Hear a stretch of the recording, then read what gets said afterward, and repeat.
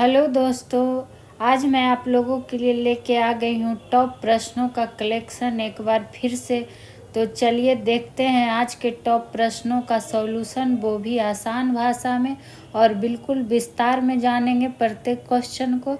तो चलिए देखते हैं आज का पहला प्रश्न। राजहंस पर्व किस भारतीय राज्य में मनाया जाता है?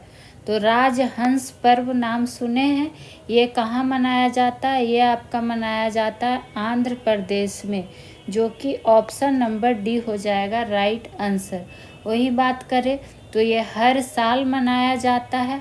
और किस लिए मनाया जाता है आंध्र प्रदेश में? राजहंस पर्व ये मनाया जाता है पुलिकट झील और आंध्र प्रदेश के ज़िले में स्थित नेल्लापट्टी पक्षी अभयारण्य में पर्यटन को बढ़ावा देने के लिए मनाया जाता है। तो सीधा सीधी लिखिए कि पर्यटन को बढ़ावा देने के लिए, पर्यटन को बढ़ावा देने के लिए ये पर्व मनाया जाता है। और कौन सा पक्षी अभयारण्य पूछ देगा तो ये भी ध्यान रखिएगा, नेल्लापट पक्षी अभयारण्य, नेल्लापट पक्षी अभयारण्य। इसी के लिए पर्यटन को बढ़ावा दें। यह 3 दिनों का त्यौहार है जो कि सर्दी के मौसम के दौरान आयोजित किया जाता है। और इसमें हजारों प्रवासी पक्षी इस क्षेत्र में क्या करते हैं, आते हैं। वहीं बात करें जैसे कि कुछ एग्ज़ाम का बार बार उत्सव महोत्सव पूछा जाता है, तो जान लेते हैं जो ज़रूरी है हमारे लिए। तो आंध्र प्रदेश का तो जान गए कि राजहंस पर्व मनाया जाता है। एक किसका आंध्र प्रदेश का और ध्यान रख सकते हैं, तो क्या पूछा जाता है कि विशाखा उत्सव कहाँ मनाया जाता है? तो ये भी आपका आंध्र प्रदेश में ही मनाया जाता है। ठीक, वहीं बात करें तो केरल का पूछ लिया जाता है। तो केरल में कौन सा? तो केरल का एक ओणम ध्यान रखिएगा, काफ़ी बार एग्जाम में पूछा हुआ प्रश्न है। और जहाँ तक रहा एक पूछा जाता है छपरम महोत्सव, कौन सा महोत्सव? तो छपरम महोत्सव, इसको भी ध्यान में रख सकते हैं। और क्या जानकारी ले सकते हैं? कर्नाटक का पूछा जाता है, कर्नाटक का, तो इसका पूछा जाता है आपसे कर्नाटक का कौन सा? कंबाला महोत्सव, काफ़ी बार एग्जाम में पूछा गया कंबाला महोत्सव। ये सब इम्पॉर्टेंट महोत्सव में से एक है। एक पूछ लिया जाता है यहाँ का करागा महोत्सव, करागा महोत्सव। एक प्रश्न आपको किसी भी एग्ज़ाम में दिख जाएंगे महोत्सव मेला से, तो ध्यान में रख लेना है। बढ़ते हैं आज के दूसरे नंबर प्रश्न की ओर, देखते हैं हमारा दूसरा प्रश्न क्या है। विश्व प्रसिद्ध हैरी पॉटर श्रृंखला के लेखक कौन हैं? आप लोग नाम सुने होंगे, हैरी पॉटर मूवी भी है और उसी का लेखक श्रृंखला का पूछ रहा है। तो ये कौन सा हो जाएगा? जेके राउलिंग। तो ऑप्शन नंबर बी हो जाएगा इसका राइट आंसर। ठीक, अब देखते हैं जेके राउलिंग जी का बात करें तो ये पहली बार हैरी पॉटर का विचार इन्हीं के मन में आया था। और क्या कहता है, ये लंदन किंग्स क्रॉस की यात्रा करने में इन्होंने इस पर विचार कर दिया था। और अगले 5 वर्षों के अंतर्गत इन्होंने श्रृंखला की 7 पुस्तक की योजना बनाने का भी शुरू कर दिया था। उसी तरह कुछ और महत्वपूर्ण लेखक के बारे में जान लेते हैं। जैसे अरुंधति राय का हमेशा एक बुक है जो पूछा जाता है एग्जाम में, कौन सा? तो the God of a small things, इसको ज़रूर ध्यान में रखिएगा, the God of a small things. ये सेशन अभी वो लोग ज़रूर देखा कीजिए जिनका आरआरबी एनटीपीसी जो भी फार्म भरे होंगे उनके लिए ज़रूरी है, या फिर बीपीएससी टीआरई 4 के लिए तैयार रहिए, बीपीएससी 17वीं के लिए तैयार रहिए। अभी ये सब एग्ज़ाम आपको होने वाला है, तो जो भी ये सब एग्ज़ाम की तैयारी कर रहे हैं ज़रूर वीडियो को देखें। तो the God of a small things हो जाएगा अरुंधति राय। वहीं बात कर ले क्या कहता और कोई जो पूछा गया है एग्जाम में, जैसे तस्लीमा नसरीन का पूछा गया है काफ़ी बार। तो कौन सा तस्लीमा नसरीन का पूछा गया है? इनका पूछा गया लज्जा, लज्जा बुक का किताब के लेखक कौन है? तो तस्लीमा नसरीन। वही बात करें कि सलमान और रुश्दी की अगर बात कर ले ऑप्शन नंबर डी में जो है, तो इनसे पूछा गया है एग्जाम में काफ़ी बार, ध्यान रखिएगा। एक the golden house, the golden house, और ये सब इम्पॉर्टेंट पुस्तकों में से एक है जिसमें सबसे ज़्यादा बार ये पूछा गया है। आइए प्रश्न नंबर 3 पे बढ़ जाते हैं, देखते हैं कि 3 में क्या है। फतेहपुर सीकरी को किसके द्वारा मुगल साम्राज्य की राजधानी के रूप में स्थापित किया गया था, ये आपसे प्रश्न है। तो ये जो स्थापित किया था मुगल सम्राट अकबर के द्वारा, तो ऑप्शन नंबर सी हो जाएगा राइट आंसर। वहीं उसने इस शहर को अपनी राजधानी के रूप में बनाने की योजना बनाई थी, लेकिन पानी की कमी ने उसे क्या कर दिया था, शहर छोड़ने के लिए मजबूर कर दिया था। इसलिए इसके बाद 20 वर्षों के भीतर मुगलों की राजधानी कहाँ परिवर्तित कर दी गई थी, लाहौर में। लेकिन कब, तो 20 वर्ष के बाद, ये ध्यान रखना कि 20 वर्ष के बाद जो मुगल की राजधानी थी उसको लाहौर में कर दी गई थी, ये चीज़ ध्यान रखना है। और जो फतेहपुर सीकरी का निर्माण हुआ था वो हुआ था 1571 से 1585 के बीच इसका निर्माण कराया गया था। वहीं बात करें अगर मुगल राजवंश की स्थापना की बात, कि मुगल राजवंश की स्थापना कब हुई थी, तो 1526 में हुई थी। किसने किया था, तो बाबर ने किया था, ये ध्यान में रखना है। और बाबर और इब्राहिम लोदी के बीच में कौन सा युद्ध लड़ा गया था, ये काफ़ी बार प्रश्न पूछा जाता है कि बाबर, तो ये लड़ा गया था कौन सा, पानीपत की प्रथम युद्ध, बाबर और किसके बीच, तो इब्राहिम लोदी के बीच। ये काफ़ी बार पूछा हुआ प्रश्न है।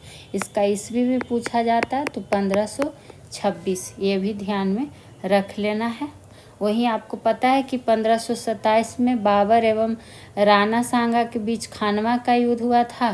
क्रम से लिख लीजिए, पानीपत का प्रथम युद्ध कब हुआ, तो 1526 में हुआ। 1527 में कौन सा युद्ध हुआ था, तो खानवा युद्ध हुआ था। उसी तरह 1528 में कौन हुआ था, तो बाबर एवं मेदिनी राय के बीच हुआ था। और 1529 में किसके बीच हुआ था, तो घाघरा का युद्ध हुआ था। तो ये सब क्या करना है आपको, ईस्वी के साथ साथ युद्ध का नाम भी आपको ध्यान में रख लेना है। ठीक, बढ़ते हैं अगले प्रश्न की ओर, जो कि होगा हमारा 4 नंबर प्रश्न। देखते हैं चौथा प्रश्न क्या है। कौन सा राज्य म्यांमार के साथ अपनी सीमा साझा नहीं करता है, पूछा है। तो ध्यान देना है प्रश्न को। तो जो नहीं करता है वो कौन सा हो जाएगा, अरुणाचल प्रदेश करता है, मिजोरम भी करता है, मणिपुर करता है, लेकिन सिक्किम नहीं करता। तो ऑप्शन नंबर डी हो जाएगा राइट आंसर। वहीं अगर बात कर ले कि सिक्किम किसके साथ अंतर्राष्ट्रीय सीमा साझा करता है, तो लिख लीजिएगा सिक्किम में कि सिक्किम भूटान, चीन और क्या कहता है किसके साथ अंतर्राष्ट्रीय सीमा साझा करता है, तो नेपाल के साथ। ये चीज़ आपका इसमें यहाँ पूछा था नहीं करता, लेकिन अगर पूछ दे कि सिक्किम किसके साथ करता है, तो इन तीनों को ध्यान में रखना है। वहीं अरुणाचल प्रदेश का पूछा जाता है कि ये किसके साथ अंतर्राष्ट्रीय सीमा साझा करता है, तो ये नागालैंड, मणिपुर और क्या, मिजोरम, और एक हो जाएगा कौन सा, म्यांमार। तो इसको भी ध्यान में आपको रख लेना, और ये प्रश्न काफ़ी बार पूछा हुआ प्रश्नों में से एक है। बढ़ते हैं आज के 5वें प्रश्न की ओर। और हाँ, अगर आपको यहाँ से सॉल्यूशन अच्छा लगता हो तो प्लीज़ वीडियो को लाइक शेयर कीजिए। आप लोग सपोर्ट ही नहीं कर रहे हैं। जल्दी से जल्दी 1000 सब्सक्राइबर आप लोग पूरा कर दीजिए। और हाँ, जितना हो सके आप लोग वीडियो को लाइक शेयर करना मत भूलिए। इसी तरह का हर विषय का आपको डिटेल में सॉल्यूशन यहाँ पे कराया जाता है। आइए प्रश्न नंबर 5 पे देखते हैं। 5 नंबर प्रश्न पे क्या है हमारा, मैगिनॉट रेखा किस देश के बीच स्थित है। तो जो मैगिनॉट रेखा ये फ्रांस का एक रक्षात्मक रेखा है। इसका निर्माण कब हुआ था, तो 1930 में, इस भी ध्यान रखिएगा। और ये प्रथम विश्व युद्ध के दौरान जर्मन हमले के खिलाफ रक्षा के लिए किया गया था। वहीं बात करें तो ये किस देश के बीच स्थित है, तो फ्रांस और जर्मनी के बीच। तो ऑप्शन नंबर सी हो जाएगा राइट आंसर। मैजी नॉट कर लीजिएगा इसको, मैजी नॉट रेखा। ठीक, वहीं बात करें किसका पूछ लिया जाता है, तो आपसे पूछ लिया जाता है जैसे कि क्या कहता है जो इम्पोर्टेंट है और आपको काफ़ी बार हम बता चुके हैं, मैक-मोहन रेखा किसके किसके बीच, मैक-मोहन रेखा। तो ये भारत और चीन के बीच, भारत और चीन के बीच। उसी तरह आपसे पूछ लिया जाता है कि रेड क्लिफ रेखा, रेड क्लिफ रेखा, तो ये किसके किसके बीच, ये भारत और पाक के बीच यानी कि पाकिस्तान के बीच। और ये काफ़ी बार ये दोनों पूछा हुआ प्रश्न है। उसी तरह अगर आपसे जैसे ऑप्शन बी में है जर्मनी और पोलैंड, तो इसके बीच कौन सा, तो इसके बीच हो जाता है ओडर नीस रेखा, कॉर्निक ओडर नीस रेखा, जर्मनी और पोलैंड कहेगा तो। और क्या कहता है और किसका ध्यान रख सकते हैं, एक डुरंड रेखा, डुरंड रेखा जो कि पाकिस्तान और किसके बीच, अफगानिस्तान के बीच। और क्या रख सकते हैं 38वीं समानांतर रेखा पूछा जाता है जो कि उत्तर और दक्षिण कोरिया के बीच। तो ये सब ध्यान में रखिएगा, इम्पोर्टेंट सीमा रेखा है और आप लोग साथ ही साथ नोट डाउन करते चलिएगा। अब आइए प्रश्न नंबर 6 में, दाब मापने का एसआई मात्रक क्या है। तो जो दाब मापने का एसआई मात्रक या इकाई है वो है आपका पास्कल। तो ऑप्शन नंबर ए हो जाएगा राइट आंसर। इस इकाई का नाम जो रखा गया है ये फ्रांसीसी गणितज्ञ भी थे और भौतिक विज्ञानी भी थे, ब्लेज पास्कल, उन्हीं के नाम पर ये रखा गया है। वहीं बात करें तो 1 पास्कल 1 न्यूटन प्रति मीटर वर्ग के बराबर है और ऐसे प्रश्न बीपीएससी में ज़्यादातर पूछे जाते हैं। तो 1 पास्कल कितने न्यूटन मीटर, तो 1 न्यूटन प्रति मीटर वर्ग के बराबर होता है। ये चीज़ आपको ध्यान में रख लेना चाहिए। वहीं बात करें कैंडेला का, तो ये किसका मात्रक है, तो ज्योति तीव्रता का, ज्योति तीव्रता का एसआई इकाई हो जाएगा कैंडेला। केल्विन की अगर बात कर ले तो केल्विन किसका मात्रक हो जाएगा, केल्विन हो जाएगा तापमान का एसआई मात्रक, तापमान का। और एम्पियर तो काफ़ी बार एग्जाम में ये दोनों सबसे ज़्यादा रिपीट हुआ है, एक एम्पियर और एक पास्कल। तो एम्पियर किसका है एसआई मात्रक, तो विद्युत धारा का। तो ध्यान जरूर रखना है ऐसे प्रश्नों को, क्योंकि हर हाल में 1 नंबर तो लेना ही है, छोड़ना नहीं है। जो प्रश्न पढ़े डिटेल में उसमें तो गलती होना ही नहीं चाहिए। 1 नंबर बहुत ही इम्पोर्टेंट होता है हम लोगों के लिए। 7वें प्रश्न पे आइए, मूत्र में पीले रंग के लिए कौन सा रसायन जिम्मेदार है। तो देख लेते हैं ऑप्शन, एल्बुमिन, यूरोबिलिन, बिलिरुबिन या फिर क्रिएटिनिन। तो जो मूत्र में पीला रंग के लिए रसायन जिम्मेदार है वो कौन सा है, ये आप हो जाएगा यूरोबिलिन, ऑप्शन नंबर बी। ठीक, इसको और किस नाम से जाना जाता, हो सकता है आपको यूरोबिलिन की जगह यूरोक्रोम मिले। तो दोनों एक ही है, एक ही का दोनों नाम है। और यह एक प्रकार का कार्बोजेलिक एसिड है जो मूत्र में पीले रंग का कारण बनता है। ठीक, और वही बात कर ले जो ऑप्शन ए है एल्बुमिन, तो ये एक प्रोटीन है, क्या है, एक प्रोटीन है जो लीवर द्वारा बनाया जाता है, ये ध्यान रख सकते हैं, जो लीवर द्वारा बनाया जाता है। ठीक, और यह क्या करता है एल्बुमिन, कि रक्त प्रवाह में तरल पदार्थ को बनाए रखने में मदद करता है। और हाँ, जो बिलिरुबिन है ऑप्शन नंबर सी में है बिलिरुबिन, तो ये एक पीला रंग द्रव्य है, पीला रंग द्रव्य है जो क्या करता है, लाल रक्त कोशिकाओं के सामान्य टूटने के दौरान बनता है। और बात आ गई जब क्रिएटिनिन की, तो ये क्या है, एक अपशिष्ट उत्पाद है जो शरीर की मांसपेशियों पर सामान्य टूट फूट से आता है। तो इसको लिखने का ज़रूरत नहीं है, जहाँ लिखने का ज़रूरत रहता है हम लिख भी देते हैं और आपको बोल भी देते हैं कि आप लोग नोट डाउन कर लीजिए। आइए प्रश्न नंबर 8 पे देखते हैं, हमारा 8वां प्रश्न क्या है। 1946 के कैबिनेट मिशन को नेतृत्व किसने किया था। सारे मिक्स प्रश्न हैं सारे विषय का, तो ये सेशन आपके लिए काफ़ी इम्पोर्टेंट होता है, तो मिस मत करें सेशन को। 1946 पहले तो यही पूछ लिया जाता है कि कैबिनेट मिशन का वर्ष क्या होगा, तो 1946 यहाँ हमसे नेतृत्वकर्ता पूछा गया, जो कौन था, सर पैथिक लॉरेंस। तो ऑप्शन नंबर ए हो गया राइट आंसर। चूँकि किसकी अध्यक्षता में ये सब हुआ था ये पूछा जाता है, तो ये क्लीमेंट एटली इसी ने भारतीयों की समस्या के समाधान हेतु 3 सदस्यीय कैबिनेट मिशन की स्थापना की थी। तो ये भी पूछता है कि कितने सदस्यीय, तो 3 सदस्यीय, ये ध्यान रखना है। और वो 3 सदस्य में कौन कौन शामिल था ये पूछा जाता है, तो उसमें एक नाम था स्टैफोर्ड क्रिप्स। दूसरा कौन था, ये तो हो गया पहला। दूसरा था पैथिक लॉरेंस, जो कि नेतृत्वकर्ता भी था। वही बात करें तीसरा कौन था, तो तीसरा था एबी अलेक्जेंडर। ये तीनों नाम पूछा गया है, तो ध्यान जरूर रख। पूछ देगा कि कौन शामिल नहीं था और एक ऑप्शन कोई और दे देगा, तो पहले ये तीनों याद तो होना चाहिए, ठीक। और वही बात करें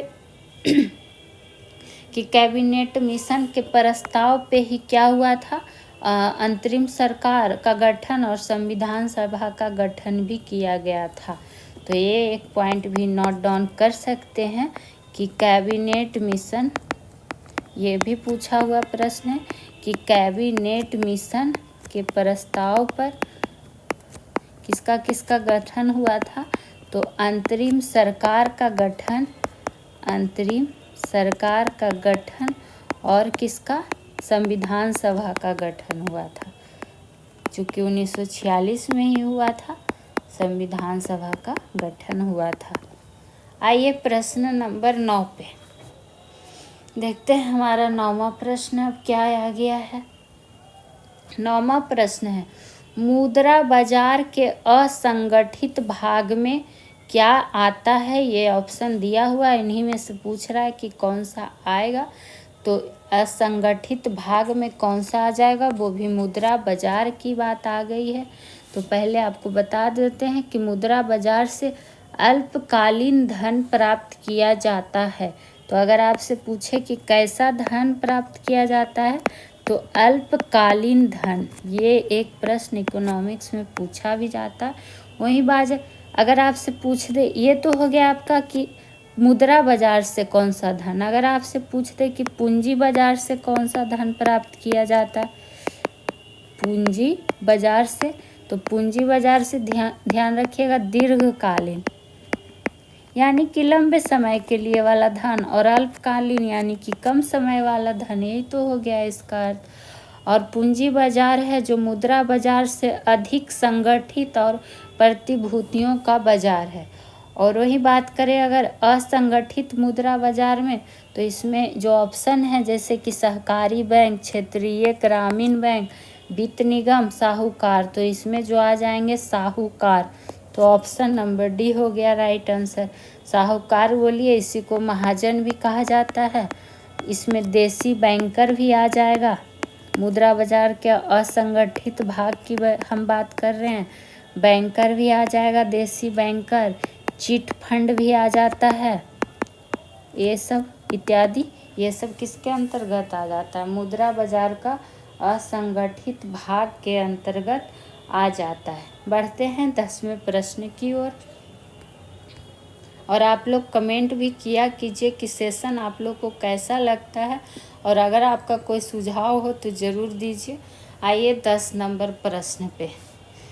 ओलंपिक के आदर्श वाक्य में शामिल शब्द हैं। सीटियस, अल्टियस, फोर्टियस या ऑप्शन नंबर डी है सभी।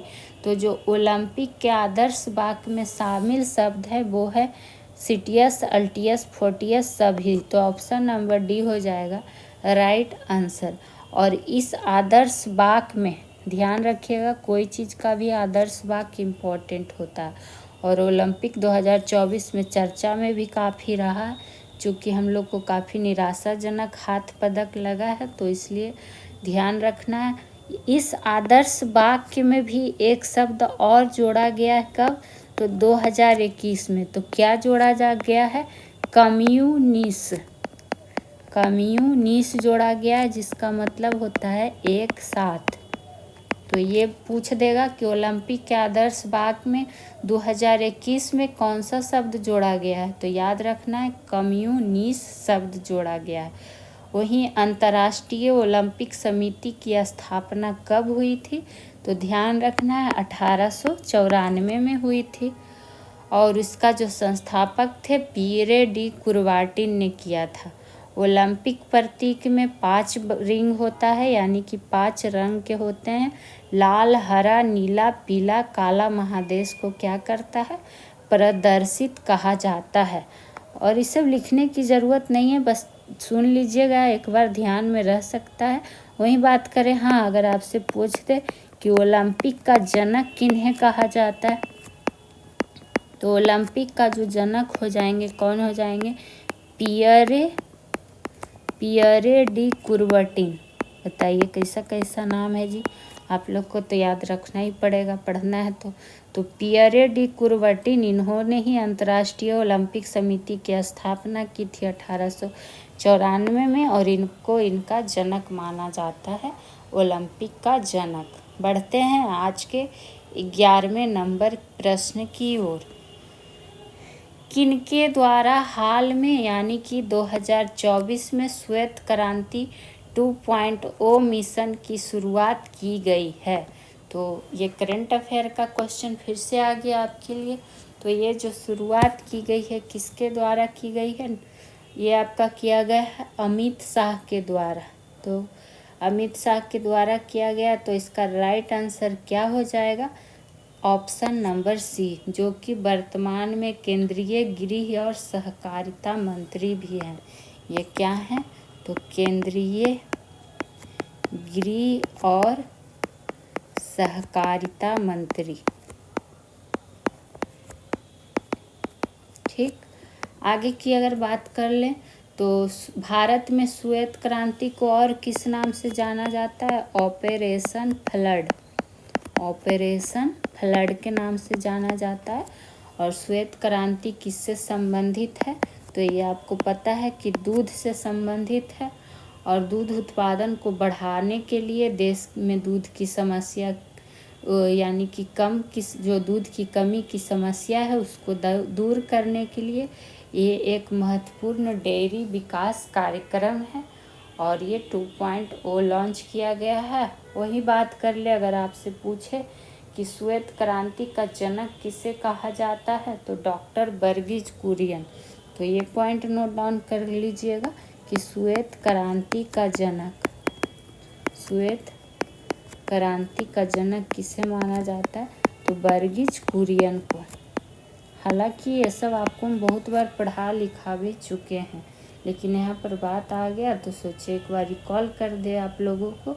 और इसका शुरुआत जो हुआ है 19 सितंबर 2024 को ही हुआ है। बढ़ते हैं 12वें नंबर प्रश्न की ओर। देखते हैं 12 नंबर में क्या है।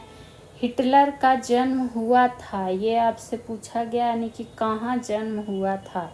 जर्मनी में, इंग्लैंड में, इटली में या फिर ऑस्ट्रिया में? तो जो हिटलर का जन्म हुआ था वो ऑस्ट्रिया में हुआ था। तो ऑस्ट्रिया कहाँ है? ऑप्शन नंबर डी, वो भी ऑस्ट्रिया का ब्राउना में। कहाँ? तो ब्राउना में। वहीं बात करें कि इसका जन्म कब हुआ था, तो 20 अप्रैल 1889 को। कभी कभी कुछ ऐसा वर्ष आपसे पूछ देगा जिसका उम्मीद नहीं करिएगा, तो क्यों ना जब डिटेल में पढ़ ही रहे हैं तो सारा चीज़ को पढ़ा जाए। और वहीं बात करें इसको आयरन क्रॉस से भी सम्मानित किया गया था। हिटलर को पूछेगा कि आयरन क्रॉस से सम्मानित किसे किया गया था, तो आयरन क्रॉस से सम्मानित किया गया था हिटलर को। वही हिटलर जो था 1919 में जर्मन वर्कर्स पार्टी का सदस्य भी बना था, जिसका नाम बदलकर बाद में national socialist German workers party कर दिया गया। और फिर वो पार्टी भी आगे चलकर क्या कहलाया था, नाजी पार्टी, जिसका नेता हिटलर का फ्यूहरर बन गया था। तो ये सब लिखना नहीं है, कुछ जानकारियाँ आप लोग सुन के भी रखिए। कितना चीज़ आप लोग लिखिएगा पढ़िएगा। तो सिंपल सा है कि जानकारी रखिए, लेकिन जो इम्पोर्टेंट है आपके लिए पॉइंट, उसको ज़रूर नोट डाउन कीजिए, उसको ध्यान में ज़रूर रखिए। आइए प्रश्न नंबर 13 पे। पाइका नृत्य किस राज्य से संबंधित है, तो पाइका नृत्य है उड़ीसा से संबंधित। तो ऑप्शन नंबर ए हो जाएगा राइट आंसर। वहीं इसका जो कुछ लोक नृत्य बार बार एग्जाम में पूछा जाता है, जैसे एक तो पाइका हो ही गया, एक ध्यान रखिएगा मुनरी, और एक ध्यान रखिएगा आया।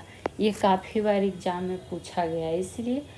और आपको पता है कि उड़ीसा को कलिंग उत्कल नाम से भी जाना जाता है।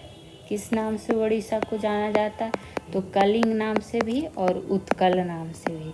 तो आपसे ये पूछा भी जाता है कि उत्कल दिवस कब मनाया जाता है, वही से बोले। वहीं कुछ और राज्य का अगर बात कर ले लोक नृत्य, तो बिहार राज्य का अगर प्रमुख लोक कला आपसे पूछे कि बिहार राज्य का प्रमुख लोक कला क्या है, तो गोदना, जो कि पहले काफ़ी लोग गोदवाते थे, पर अब ये सब तो उठ गया है धीरे धीरे। लेकिन पूछ रहे कि बिहार राज्य की प्रमुख लोक कला क्या है, तो गोदना। ठीक। वहीं बात करें अगर आपसे झारखंड का कुछ नृत्य पूछ दे एग्जाम में, पूछा भी जाता है, जैसे पूछा जाता है सरहुल नृत्य कहाँ मनाया जाता है, सरहुल नृत्य किससे संबंधित है, लोक नृत्य, ये झारखंड से है। एक और पूछा जाता है कर्मा, तो कर्मा, तो ये भी ध्यान रखिएगा झारखंड से। वहीं बात करें पश्चिम बंगाल की, तो यहाँ से पूछ लिया जाता है भांगड़ा नहीं, भांगड़ा तो पंजाब का, पश्चिम बंगाल है ना, तो यहाँ का पूछा जाता है जातरा, और एक याद रखिएगा मरसिया। चलिए बढ़ते हैं अगले प्रश्न की ओर। देखिए और एक बात यहाँ पर आपसे बोलना चाहेंगे कि जो आपसे प्रश्न पूछा जाता है वो तो सबको याद रहता है और याद हो भी जाता है, लेकिन जो इसके साथ आपको इतना डिटेल से हम बताते चलते हैं, तो उस पॉइंट पे ज़रूर ध्यान दिया कीजिए। प्रश्न आपको एग्जाम में यहीं से दिखेंगे, सीधा सीधी वाला तो हर किसी को याद आता है, लेकिन आप इतना डिटेल्स के साथ पढ़िए कि कुछ भी पूछे तो आपका एग्ज़ाम में गलत ना हो, इसीलिए इतना डिटेल कराया जाता है, ताकि जो ये आपको पॉइंट बाय पॉइंट कराया जाता है उससे आपका प्रश्न आए और आप इसमें मिस ना करें। किस सरकार में विधायिका, कार्यपालिका और न्यायपालिका तीनों सम्मिलित होते हैं, केंद्र सरकार, राज्य सरकार, या लीजिए ग्राम सलार नहीं जी, ग्राम सरकार, या फिर नन ऑफ दीज। तो ये हो जाता है ग्राम सरकार के अंतर्गत। तो ऑप्शन नंबर सी होगा राइट आंसर। इसी सरकार में विधायिका, कार्यपालिका और न्यायपालिका तीनों सम्मिलित होते हैं, और यही तीनों को सम्मिलित होने के कारण ग्राम पंचायत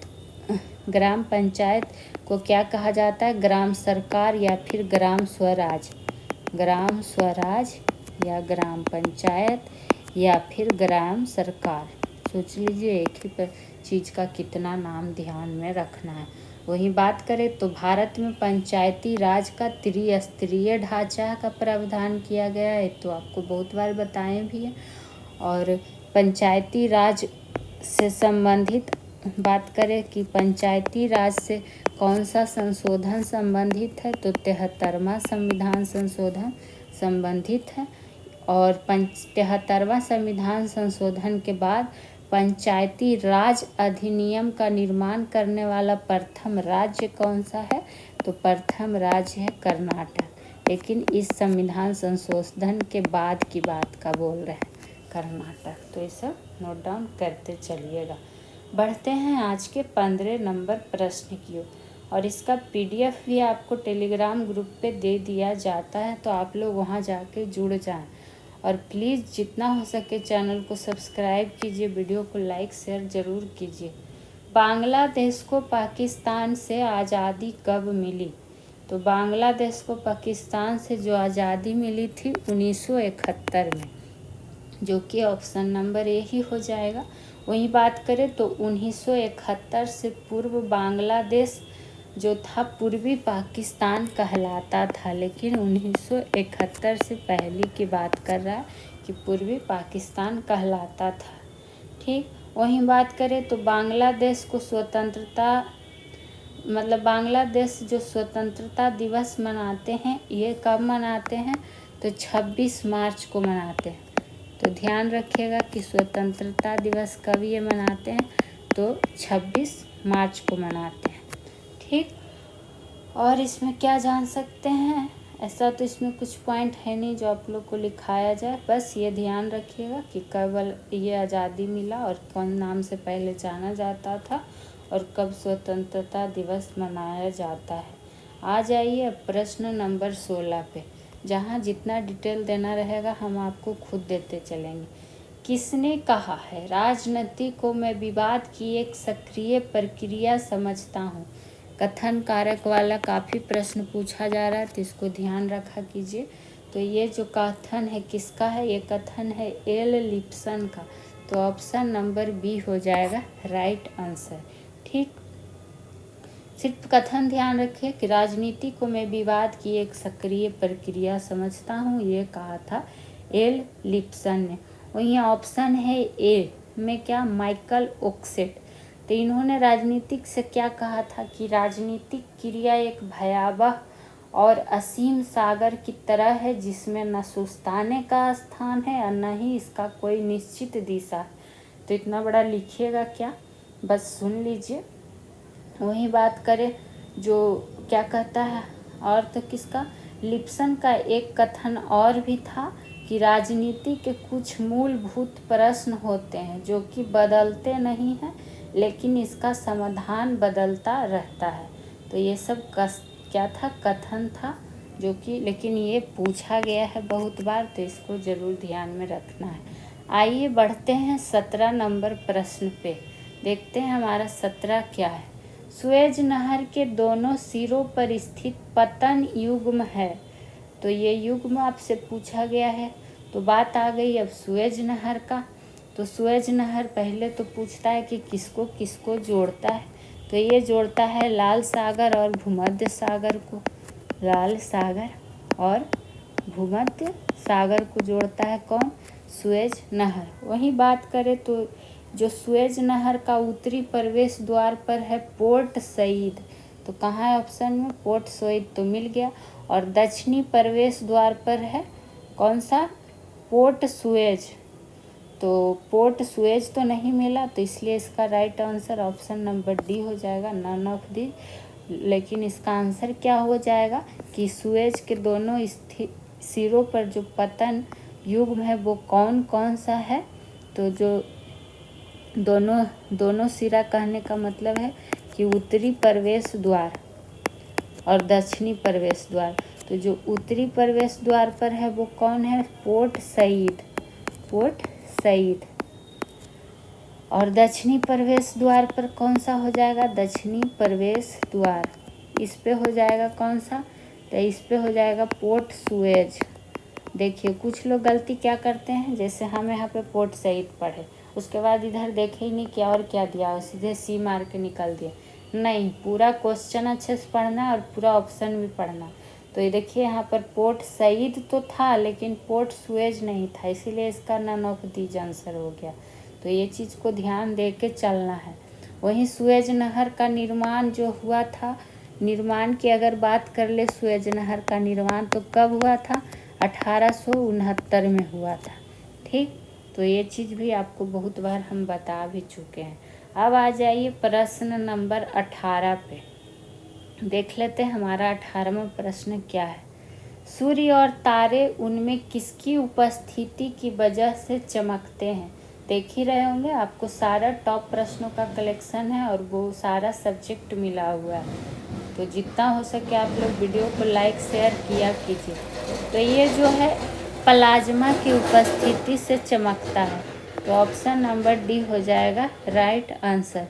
ठीक, वहीं बात करें कि सूर्य और तारा में मुक्त इलेक्ट्रॉन और आयनों का संयोजन का प्रक्रिया क्या कहलाता है? प्लाज्मा कहलाता है। एक प्रश्न और आपसे पूछ देता है कि तारा का रंग किस पर निर्भर करता है? तो तारा का रंग उसके ताप पर निर्भर करता है, ये पूछा हुआ प्रश्न है। और क्या कहता है, जो है सूर्य द्वारा ऊर्जा देते रहने का समय वो है 10⁻11 वर्ष। इस तरह से ध्यान में रख सकते हैं, 10⁻11 वर्ष है। ये क्या है? तो सूर्य द्वारा ऊर्जा देते रहने का समय, ऊर्जा देते रहने का समय। खास करके जो आरआरबी एनटीपीसी एग्ज़ाम देने वाले हैं, बीपीएससी 17वीं देने वाले हैं, बीपीएससी टीआरई 4 आने वाला है, तो ये सब के लिए जो भी पढ़ रहे हैं ज़रूर वीडियो को देखिए, उनको बहुत काम देने वाला है। ऐसे तो आप कोई भी एग्ज़ाम की तैयारी कर रहे होंगे तो जीके जीएस बदल थोड़े जाता है, लेकिन फ़िलहाल जो एग्ज़ाम है उस पर फोकस कीजिए और उसके लिए ये इम्पॉर्टेंट है। वहीं अगर आपसे पूछ ले कि सूर्य को देखने के लिए किस यंत्र का प्रयोग किया जाता है, तो ध्यान रखिएगा हेलियोस्कोप यंत्र। हेलियोस्कोप यंत्र, हेलियोस्कोप यंत्र का प्रयोग किसके लिए किया जाता है? तो सूर्य को देखने के लिए। बढ़ते हैं आज के 19 नंबर प्रश्न की ओर। पर पता है आपको कि 19 नंबर जाने से पहले आपसे डेली सेशन से 3 प्रश्न पूछे जाते हैं और इसका जवाब आप लोगों को देना रहता है, और आप लोग सारा लोग आंसर भी नहीं देते हैं। इस बात का हमें दुख भी होता है कि इतना मेहनत से आप लोग को इतना अच्छा से पढ़ाते हैं, पर आप लोग एक बात भी मेरा मानते नहीं हैं। कमेंट में जवाब देना है। आज के सेशन से आपसे क्या है प्रश्न पूछ लिया जाएगा, जो पूछ लेते हैं आपसे। आज का प्रश्न है पहला, विश्व जल दिवस कब मनाया जाता है? और वही प्रश्न पूछा जाता है जो आपको डिटेल के साथ पढ़ाया गया है, ताकि आपका रिवीजन हो जाए। दूसरा प्रश्न है आज का आपसे कि सहारा मरुस्थल, सहारा मरुस्थल किस महाद्वीप में स्थित है? किस महाद्वीप में स्थित है? ये है आपका दूसरा प्रश्न।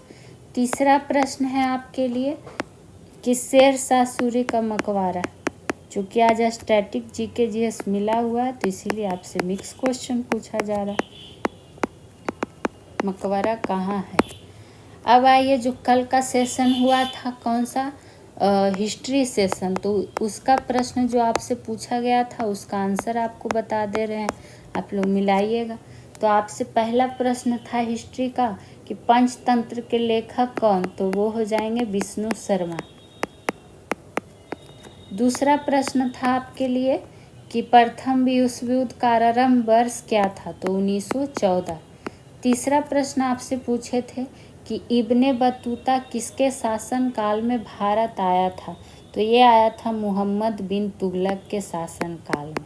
तो ये आप लोग का देखिएगा किनका सही है आंसर, किनका गलत है। चलिए बढ़ जाते हैं आज के प्रश्न नंबर 19 की ओर। देखते हैं हमारा 19 नंबर प्रश्न क्या है।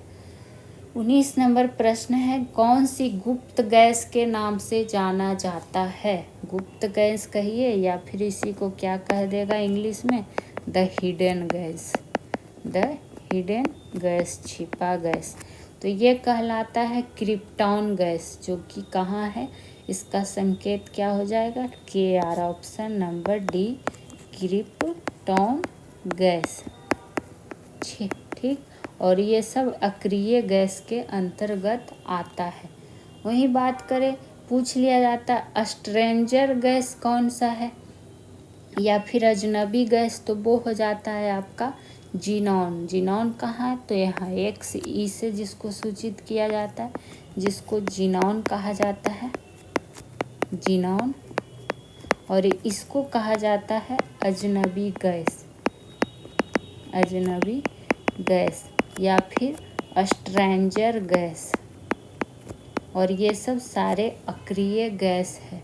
चूँकि क्या कहता है, ये जो जीनॉन गैस है, ये जीनोस शब्द से ही बना है और उसका अर्थ ही होता है स्ट्रेंजर। उसी तरह क्रिप्टॉन है जो क्रिप्टस शब्द से बना है और इसका अर्थ ही होता है हिडन। तो इसके अर्थ पे ही इसका नाम भी रखा गया है कि कौन किस नाम से जाना जाता है। आइए आज के अंतिम प्रश्न जो कि है हमारा 20वां नंबर, किसका मिलान सही नहीं है। ध्यान देना, नहीं है पूछा गया। तो पहले जान लेते कि किसका किसका सही है। तो हिंदू विवाह अधिनियम 1955, तो देख लेते हैं आगे भी। गर्भ का चिकित्सीय समापन अधिनियम 1971, महिलाओं पर घरेलू हिंसा अधिनियम 1990 और महिलाओं पर क्रूरता 1995। तो सही नहीं है हमसे पूछा गया।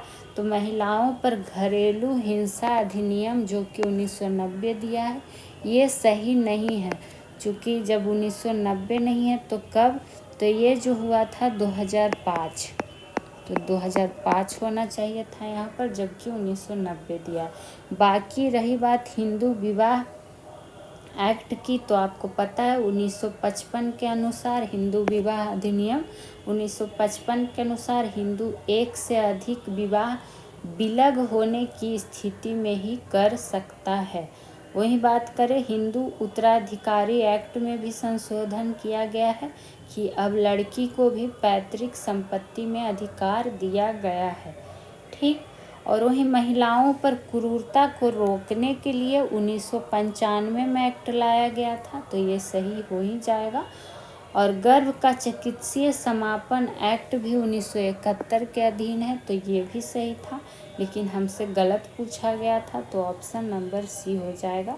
और इसके यही घरेलू हिंसा के विरुद्ध महिला संरक्षण अधिनियम की धारा कब से 2005 में लाई गई थी। ठीक। तो ये सब पॉइंट को ध्यान में रखना है। तो आज के लिए इतना ही, फिर मिलेंगे नेक्स्ट सेशन में कुछ और प्रश्नों के साथ। तब तक के लिए मस्त रहिए, स्वस्थ रहिए। Thank you.